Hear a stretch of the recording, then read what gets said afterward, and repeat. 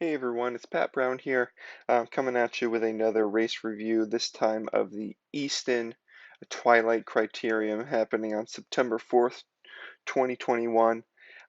Really a really dynamic and a little bit technical course. Definitely a lot of fun, but unfortunate, as you can see from the title, two crashes I was involved in here. Uh, so we'll definitely we'll go through the course a little bit.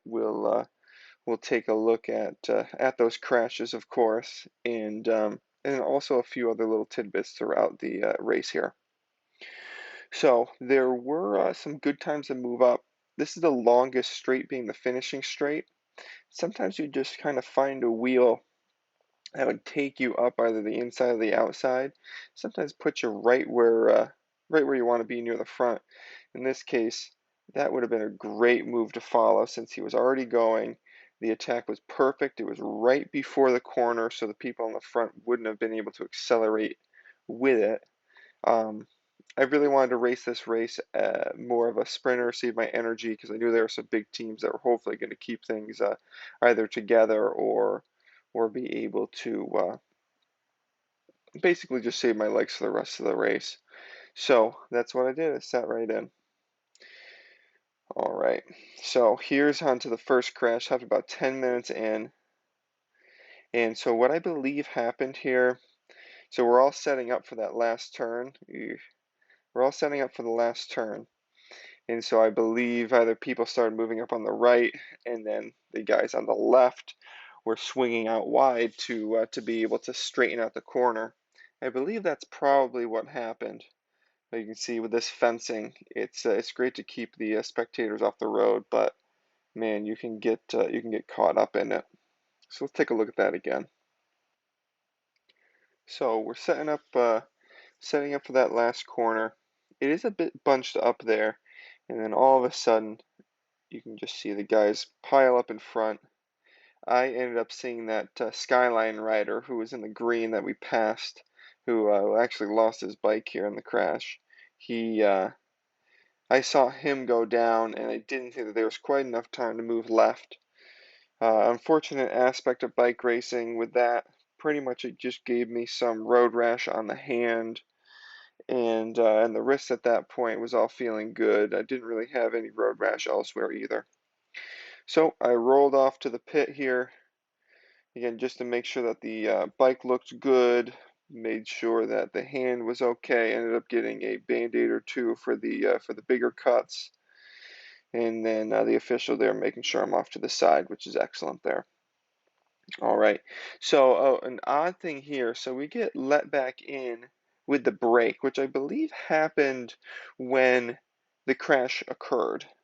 I believe that kind of caused a split, and I think that that split led to this break here. I might be mistaken, but you know, since I was more focused on getting up, getting to the pit, um, but but I believe at this point we figured out that really we shouldn't be in that group. The officials must have let us out a little bit early, and so then we wait up, we look back, and we wait up to make sure that we're in the main group here.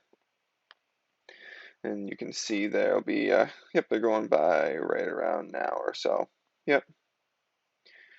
All right. So here's on to the second crash. So about 10 minutes or so later, everyone's all setting up for the corner, and we actually end up going through this corner, I think maybe a little bit quicker than usual.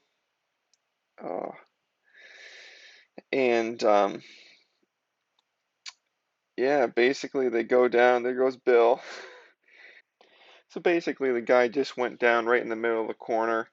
Probably pedaled too early. It's tough to tell by the footage, but here it is again here. And everyone's setting up for the corner. We're going into it pretty hot, 28, 29 miles an hour. Basically, my reaction time, the guy in front of me here, he reacted a little bit faster than I did, straightened out the bike a little bit quicker than I did, and I just happened to get my wheel on the inside of his back wheel, and then I ended up going over the bars there. Uh, Road rash, a little bit on the wrist. I thought I had actually broken the wrist, from this crash, but it ended up just being really badly swollen and sprained. I got some road rash on the shoes, on the hip, and on the outside of the ankle, which is a new spot for me. So at this point, I'm definitely hurting pretty good. I want to try to see if I can finish. So I'll kind of check over the bike. I'm heading toward the pit now. One thing I would say, if you're heading toward the pit and you're on the course, and I did this here, raise up your hand. So I know, especially because it's pretty dark, some people are going to be on the limit and going to be, basically seeing cross-eyed. So if you can do anything to help make sure that you're a little bit safer, uh, definitely do so. So I would definitely suggest raising your hand, letting people know that you're there, so that doesn't cause another crash. All right, so this is after we've already jumped in. You can see, like I said before, sometimes you can move right up on the inside as the pack kind of slows through the start finish and around this bend.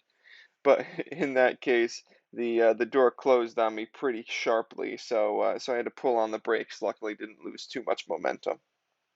And here's going to be another example of just being able to move up here, keeping on the power a little bit, and uh, and then it's amazing how much you can slide up, being careful of how the group slows and giving yourself enough room here.